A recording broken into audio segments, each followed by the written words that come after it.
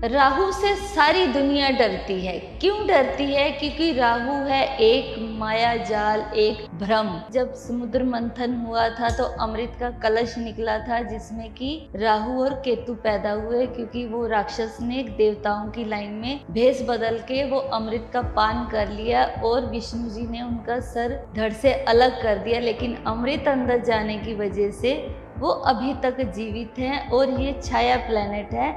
जो सर था वो राहु बना, जो धड़ था वो केतु बना। तो राहु क्या कर सकता है आपकी लाइफ में बवाल, और कैसे लेके जा सकता है आपको बहुत ही ऊंचाइयों पे, तो जानते हैं। नमस्कार दोस्तों, मैं अमृत कौर पिछले 25 साल से ओकल्ट साइंस की फील्ड में आप लोगों की सेवा कर रही हूँ और प्रैक्टिस करती जा रही हूँ। नई नई चीज़ें खोज के आपके सामने लेकर आ रही हूँ। तो आज हम बात कर रहे हैं राहु महाराज की। जी हाँ, राहु जिसको तारे उसको कौन मारे, और राहु जिसको मारे उसको कौन तारे। जी हाँ, राहु के अंदर इतनी पावर है, इतनी पावर है कि वो कुछ भी कर सकता है, आपको कहाँ से कहाँ पहुंचा सकता है। ये सारी की सारी पावर्स है राहु के अंदर, क्योंकि राहु इल्यूजन है। राहु आपको भ्रमित भी करता है।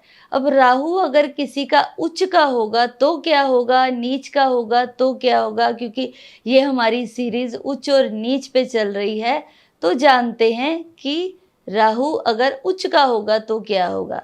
ऐसे इंसान को कभी किसी रेमेडी की ज़रूरत नहीं पड़ती, क्योंकि राहु ऐसा एक प्लेनेट है जो आपको इतनी पावर देता है कि आपके सामने कोई बड़े से बड़ा इंसान भी आ जाए, चाहे वो कोई पुलिस वाला है, चाहे कोई कमांडर है, चाहे कोई पॉलिटिशियन है, ये हर किसी को भ्रमित करने की ताकत रखता है। राहु एक ऐसा प्लेनेट है जो पूरी दुनिया पे आज की डेट में राज कर रहा है। और राहु अगर देखा जाए कि वो चीज़ क्या है, तो वो है इलेक्ट्रॉनिक सामान, या जितनी भी टेक्नोलॉजी है वो सारी राहु से है।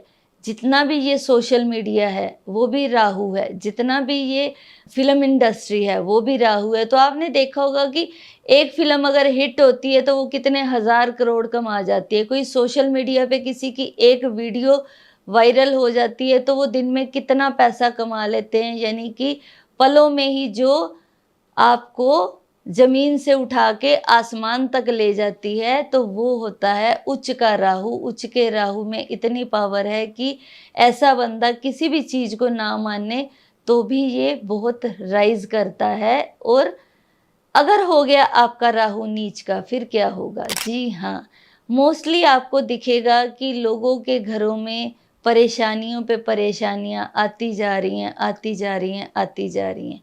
उसके पीछे की वजह होती है राहु का खराब होना।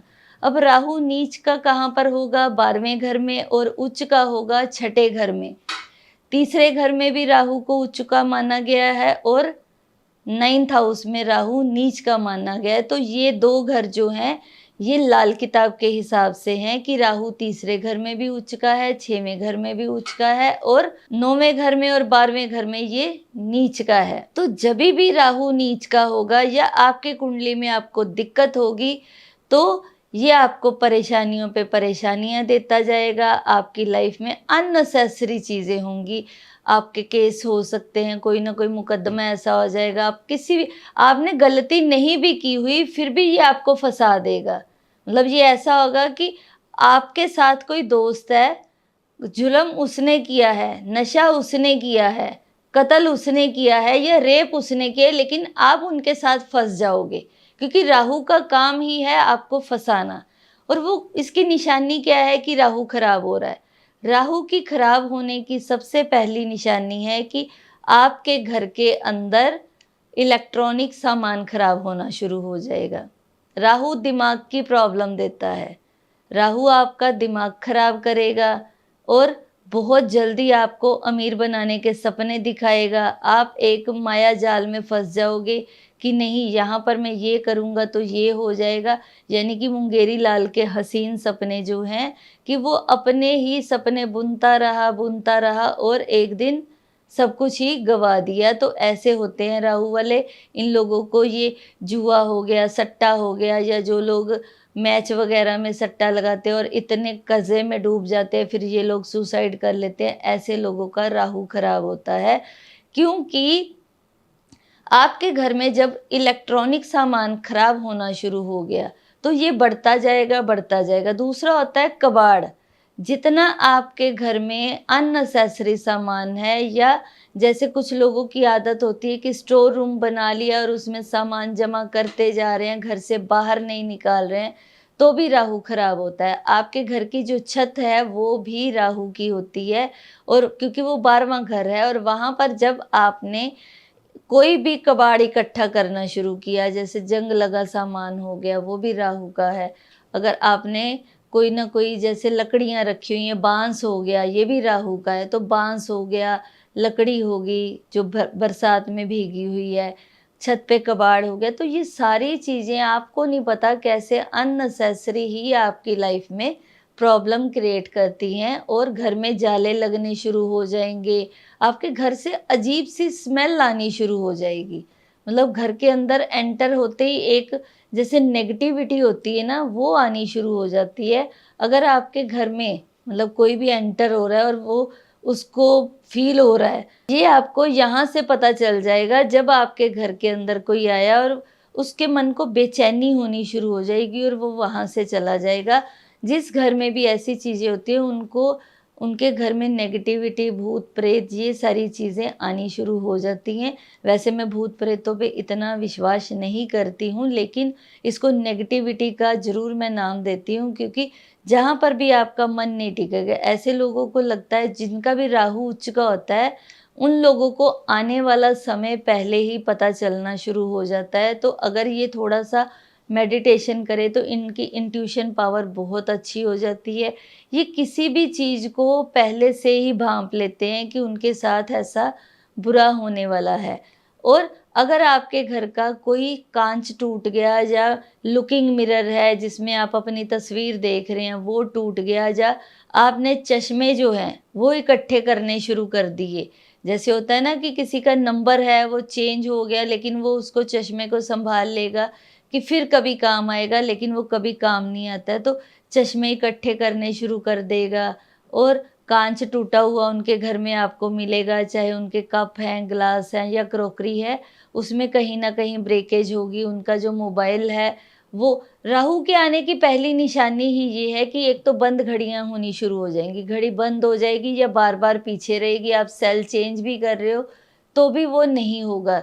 और एक निशानी ये होगी कि उनके जो कांच हैं वो ब्रेक होने शुरू हो जाएंगे। वो आपके वॉलपेपर की, जो मोबाइल का जो वॉलपेपर है वहाँ से देख सकते हो कि वहाँ पर कुछ ना कुछ होगा, या आपका लैपटॉप है या पीसी है, कुछ भी है, उसमें भी ब्रेकेज आनी शुरू हो जाती है।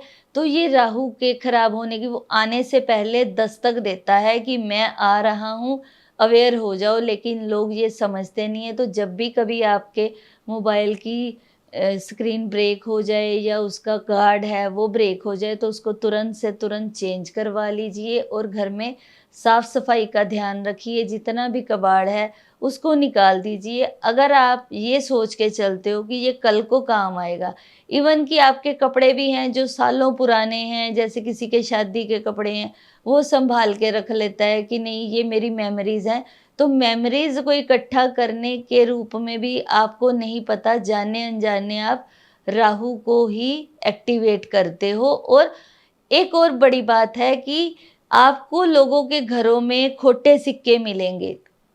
खोटे सिक्के भी साक्षात राहु राहु के ही हैं। अब खोटे सिक्के क्या होते हैं? जो पुराने ज़माने के सिक्के थे, लोग उनको जमा करके रखते हैं, या फॉरेन कंट्री की अलग अलग जहाँ पर भी जाएंगे एज ए मेमोरी उसको कलेक्ट करते हैं। जो इस कंट्री में, जिस भी कंट्री में आप रहते हो, सिर्फ वहीं की करेंसी आपके पास होनी चाहिए। अब जैसे 500 का नोट बंद हो गया, 2000 का नोट बंद हो गया, लेकिन लोग फिर भी उसको संभाल के रखते हैं, तो वो भी खोटे सिक्के ही माने जाएंगे। ये भी राहु ही होता है। तो कभी भी इस तरह की कलेक्शन नहीं रखनी चाहिए। या कुछ लोग किसी धार्मिक स्थान पे जाते हैं तो वहाँ का वो कहेंगे ये खजाना है, और उसको रख लेते हैं। एल्युमिनियम भी राहु का होता है। तो ऐसी चीज़ें, नारियल रख लेंगे, किसी मंदिर में गए हैं तो पता नहीं कितने कितने साल वो नारियल पड़े रहते हैं, वो भी राहु के होते हैं।